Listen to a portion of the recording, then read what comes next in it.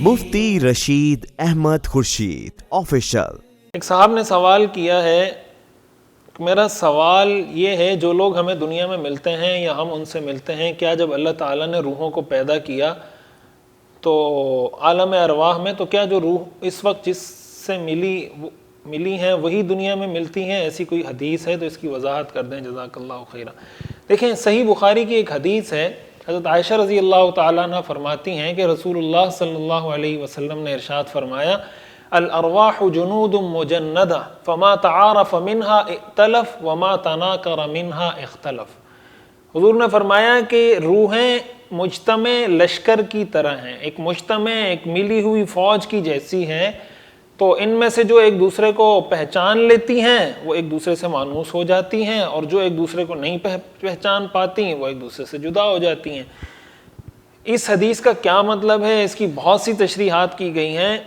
ان تشریحات یہ جو ہے نا، الارواح جنود مجندہ، ایک تو ارواح کا وہ تذکرہ ہے جو قرآن کریم سورہ اعراف میں اللہ تعالیٰ نے ارشاد فرمایا، وَإِذْ أَخَذَ رَبُّكَ مِن بَنِي آدَمَ مِن ظُهُورِهِمْ ذُرِّيَّتَهُمْ وَأَشْهَدَهُمْ عَلَىٰ أَنفُسِهِمْ أَلَسْتُ بِرَبِّكُمْ قَالُوا بَلَىٰ، کہ اللہ تعالیٰ نے ساری روحوں کو پیدا کیا اور ساری روحوں کو پیدا کرنے کے بعد ان سے سوال کیا، أَلَسْتُ بِرَبِّكُمْ، کیا میں تمہارا رب نہیں ہوں؟ قَالُوا بَلَىٰ، سب نے مل کے کہا کیوں نہیں، بے شک آپ ہمارے رب ہیں۔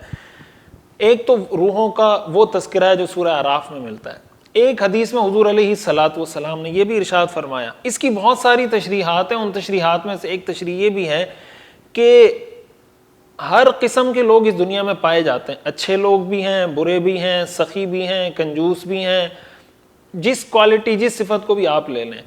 تو ایک آدمی اگر نیک ہوتا ہے نا تو فطری طور پر وہ ان لوگوں کو پسند کرتا ہے، ان لوگوں کے ساتھ اٹھتا بیٹھتا ہے، اس کے دوست یار وہ لوگ ہوتے ہیں جو نیک ہوتے ہیں۔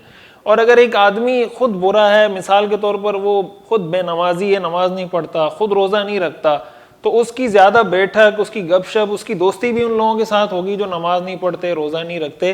اس طرح کے لوگوں کے ساتھ یہ ایک مل جاتے ہیں۔ تو جو اچھے لوگ ہیں وہ اچھے لوگوں کے ساتھ مل جاتے ہیں، جو برے لوگ ہیں وہ برے لوگوں کے ساتھ مل جاتے ہیں۔ اس طرح کی یہ گروپنگ ہو جاتی ہے، یہ ایک لابنگ ہو جاتی ہے، ہر آدمی کا الگ الگ گروپ بن جاتا ہے۔ اور قرآن کریم میں جو آتا ہے نا کہ قیامت کے دن اللہ تعالیٰ ہر جوڑوں کو الگ الگ کر دیں گے، تو ان جوڑوں میں ایک تفسیر مفسرین نے یہ بھی کی ہے کہ جوڑوں کا یہ مطلب ہے کہ بے نمازی یہ پورا ایک گروپ ہوگا، روزہ نہ رکھنے والے یہ پورا ایک گروپ ہوگا، حج نہ کرنے والے پورا ایک گروپ ہوگا، جھوٹ بولنے والے یہ پورا ایک گروپ ہوگا۔ تو اس حدیث کی یہ تشریح بھی کی گئی ہے۔ باقی یہ کہ یہ روحیں آپس میں ملی تھیں کسی وقت یا نہیں ملی تھیں، اس کا کوئی کسی حدیث میں وضاحت کے ساتھ الگ سے کوئی تذکرہ نہیں ہے۔